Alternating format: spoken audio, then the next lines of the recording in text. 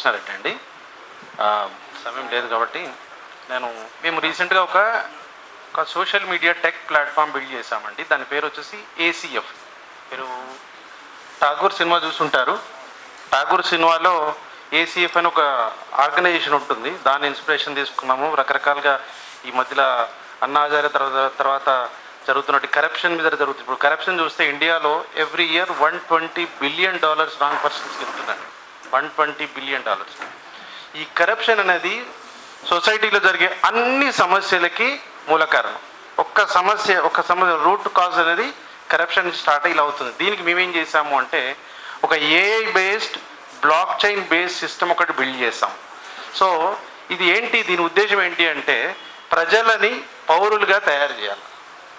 So ప్రజలంటే వెళ్ళి ఓట్లు వేసేసి వాళ్ళ పని వాళ్ళు చేసుకుంటూ ఉంటారు. రోడ్డు మీద ఎవరో వచ్చి చెత్త వేసిపోతారు, సైలెంట్గా వెళ్ళిపోతారు. రోడ్డు మీద ఏదో బ్రేకేజ్ ఉంటుంది, వాటర్ లీకేజ్ ఉంటుంది, చూసుకుంటూ వెళ్ళిపోతారు. సో దీనికి ఎందుకు అంటే చాలా రకాల సమస్యలు ఉన్నాయి. సో మేమేం చేసామంటే ఒక సింపుల్ వేలో రోడ్డు మీద ఏదైనా లీకేజ్ ఉంటే స్నాప్ చేస్తే అది ఆర్టిఫిషియల్ ఇంటెలిజెన్స్ ఐడెంటిఫై చేసి ఇది వాటర్ లీకేజ్ అని కన్సర్న్ డిపార్ట్మెంట్కి కనెక్ట్ చేస్తుంది, ఆటోమేటిక్గా కనెక్ట్ చేస్తుంది. సో ఇంటర్నల్గా కొంత మెకానిజం ఉంటుంది, but it more or less it is connected automatically. So ఇక్కడ ఏం చేసాము, మేము ఒక అకౌంటబిలిటీ క్రియేట్ చేసాము. ఫలానా ఎక్స్ దగ్గర ప్రాబ్లం ఉంది, మీరు చూడండి అని చెప్పేసి ఒక అకౌంటబిలిటీ క్రియేట్ చేసాము. దాని తర్వాత ఒక మానిటరింగ్ సిస్టమ్ చేసాం. దాంట్లో ఏంటి అంటే ఒకసారి ఆఫీసర్కి వెళ్ళిన తర్వాత ఆయన పైన 2 లెవెల్కి ఎస్కలేట్ అవుతుంది. సో అక్కడ 2 లెవెల్కి ఎస్కలేట్ అయినట్టు సిస్టంలో ఉంటుంది. సో జనరల్గా మనము ఆఫీస్కి వెళ్తే, గవర్నమెంట్ ఆఫీస్కి వెళ్తే మనం పిటిషన్ ఇస్తాము. పిటిషన్ ఇచ్చిన తర్వాత వాళ్ళిద్దరి మధ్యలోనే ఉంటుంది. ఎవరో క్వశ్చన్ చేసేది ఉంటే వాళ్ళకి ఒక ఎకనాలజ్మెంట్ ఇస్తారు. సో అక్కడి వరకు ఎండ్ అవుతుంది. మేమేం చేసామంటే ఒక గవర్నమెంట్ ఆఫీస్కి వెళ్ళిన తర్వాత నేను పిటిషన్ ఇచ్చినప్పుడు పిటిషన్ ట్యాగింగ్ అనే మెకానిజం ఉంటుంది. నేను పిటిషన్ ట్యాగ్ చేస్తాను. ట్యాగ్ చేయగానే ఆ కన్సర్న్ ఆఫీసర్కి ఒక ఓటీపీ వెళ్తుంది, బాబు మీకు పలానా పర్సన్ వచ్చి మీ ఆఫీస్కి వచ్చి మీకు ఒక పిటిషన్ ఇచ్చారు. ఆ తర్వాత అతని పైన 2కి ఎస్కేలేట్ అవుతుంది. సో వాళ్ళు కనుక దానికి రెస్పాండ్ కాకుండా, ఇది ప్రైవేట్ ఆర్గనైజేషన్ కాబట్టి మేము రెస్పాండ్ కాము అంటే మేమేం చేసాము, రెస్పాండ్ కానప్పుడు ఎకనాలజ్మెంట్ అడిగే ఫెసిలిటీ ఇచ్చాము. ఆ ఎకనాలజ్మెంట్ ట్యాగ్ చేసే ఫెసిలిటీ ఇచ్చాము. సో ఇక్కడ ఒక అకౌంటబిలిటీ క్రియేట్ చేసాం. ఒక రెస్పాన్సిబిలిటీ వాళ్ళ పైన వాళ్ళకి ఎస్కలేట్ చేయడం వల్ల వాళ్ళు ఆన్సరబుల్ అవుతారు. ఇది సిస్టమ్ తర్వాత నుంచి సిస్టమ్ మానిటరింగ్ చేస్తూ ఉంది. సో అప్పుడు ఈ ఆర్టీ యాక్ట్ కింద మనం ఏం చేస్తాము, ఎవ్రీ స్టేజ్లో ఏం జరుగుతుంది అనేది మనము డిజిటల్ ఆర్టీఏ అనే ఒక సిస్టమ్ దీంట్లో ఉంది. On behalf of customer citizen తరఫున మన సిస్టము ఇన్ఫర్మేషన్ తీసుకొని దీనికి సంబంధించి ఈ పర్టికులర్ ప్రాబ్లమ్స్ గురించి మీరు ఏం చేశారు అనేది క్వశ్చన్ చేస్తూ ఉంటారు. వాళ్ళు క్వశ్చన్ చేస్తారు, మనం క్వశ్చన్ చేస్తారు.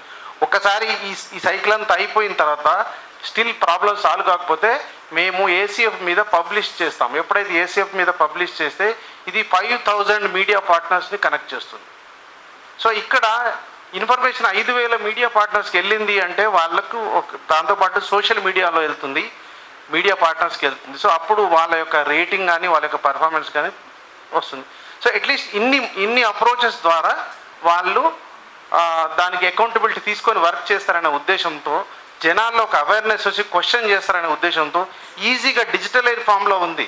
సో నేను వెళ్ళి ఎక్కడికో చేయాల్సిన అవసరం లేదు, నేను ఇక్కడే ఉండి గ్రీవియన్స్ అప్లై చేయొచ్చు. నేను ఎక్కడో 50 కిలోమీటర్ వెళ్ళి ఆఫీస్కి వెళ్ళి గ్రీవియన్స్ సబ్మిట్ చేయాల్సిన అవసరం లేదు. నా చేతిలో ఉన్న నేను గ్రీవియన్స్ని పోస్ట్ చేస్తే ఆ గ్రీవియన్స్ ఆఫీసర్కి వెళ్తుంది, వాళ్ళకి ఆ పర్టికులర్ ఎవరైతే ఉన్నారో వాళ్ళకి ఎస్కలేట్ అవుతుంది. ఆ తర్వాత మనం ఏం చేయాలనేది మన ఆర్గనైజేషన్ చేస్తుంది. దీంట్లో వన్ ఆఫ్ ది మాడ్యూల్ ఏంటి అంటే ఎమర్జెన్సీ. సో ఎమర్జెన్సీ అనగానే మనకు ఏంటి, నేను డయల్ 100 కొడతాను, వాళ్ళు ఎక్కడో ఉంటారు, వాళ్ళు ఒక 100 క్వశ్చన్లు వేస్తారు, కరెక్ట్గా రెస్పాండ్ గారు. మనకి ఎప్పుడైనా పోలీస్ వాళ్ళు కానీ జరిగేది అంతా జరిగిపోయిన తర్వాత ఇన్వెస్టిగేషన్ కోసమే వస్తారు. సో ఇక్కడ మీరు రీసెంట్గా డాక్టర్ చూసారు, మన దగ్గర డాక్టర్ రేప్ చేసి బర్న్ చేశారు. సో అది ఎందుకు జరిగింది, ఎక్కడో 10 కిలోమీటర్ల దగ్గర నుంచి వాళ్ళు వచ్చి చేయాలి అంటే అది ప్రాక్టికల్గా పాసిబుల్ కాదు. సో దీనికి ఏం చేస్తాం అంటే దీంట్లో మేము ఎమర్జెన్సీ బటన్ పెట్టాం. రీసెంట్గా మన పహల్గామ్లో కూడా జరిగింది. సో వాళ్ళ దగ్గర మొబైల్స్ లేవా అంటే మొబైల్స్ ఉన్నాయి, బయట ఎక్స్పోజ్ చేయడానికి లేదా అంటే ఈ కరెక్ట్ సిస్టమ్ని కనెక్ట్ చేసే మెకానిజం లేదు. సో ఇక్కడ మేమేం చేసాము, ఎమర్జెన్సీ బటన్ నొక్కితే దగ్గరలో ఉన్న మన ఏసీఎఫ్ మెంబర్స్ని కనెక్ట్ చేస్తుంది. అందులో చాలా ఆప్షన్స్ ఉంటాయి.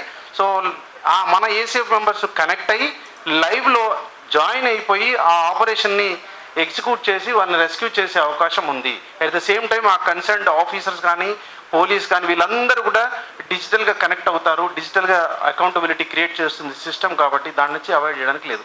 ఇట్లా మనం చాలా దాంట్లో ఉంది.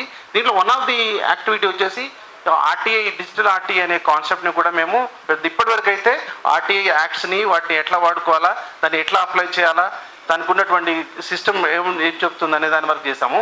ఇప్పుడు దాన్ని కంప్లీట్ వర్క్ ఫ్లో చేయాలా, కంప్లీట్ వర్క్ ఫ్లో దాంట్లోనే వాళ్ళు ఫిలప్ చేసే విధంగా, అంటే మా ప్లాట్ఫామ్ అనేది సెక్షన్ 79 ఐటీ యాక్ట్ ప్రకారం ఒక ఫెసిలిటేటర్ లాగా మాత్రమే పనిచేస్తుంది యాజ్ ఆఫ్ నో. దాన్ని ఇంకొంచెం ముందుకెళ్ళి ఏ విధంగా చేయొచ్చు, ఏ విధంగా మనం అందరం కలిసి లీగల్గా తరఫు నుంచి ఇట్లా రకరకాల స్టేక్ హోల్డర్స్తో కలిసిపోయి ఒక అడ్వాన్స్ సిస్టమ్ని బిల్డ్ చేయాలా, ప్రజల్లో క్వశ్చనింగ్ చేసే మెకానిజంని ఈజీ చేయాలా అనే దాని మీద మేము చేస్తున్నామండి. సార్ ఇంతకుముందు చెప్పారు రీసెంట్గా ట్రంప్ చేసినటువంటి యాక్షన్ని ఎవరు క్వశ్చన్ చేయలేదు. బట్ ఏసీఎఫ్ తరఫున మేము అదే రోజు మేము పిఎంఓకి లెటర్ రాసాం. ఇలా 60 గంటలు బేడీలేసి చేయాల్సిన అవసరం ఎందుకు వచ్చింది, ఇలాంటి ప్రాబ్లం దీనికి మీరు ఏం చేశారని మేము క్వశ్చన్ చేసి మేము ఒక లెటర్ రాయడం జరిగింది. సో మేము రెగ్యులర్గా మా డిఎన్యూలోనే one of the part activity అంటే క్వశ్చన్ చేయడము, ఆర్టీఐ అడగడము, ఇన్ఫర్మేషన్ తెప్పించుకోవడం, ఫైట్ చేయడం అనే యాక్టివిటీ మేము పెట్టుకున్నాము.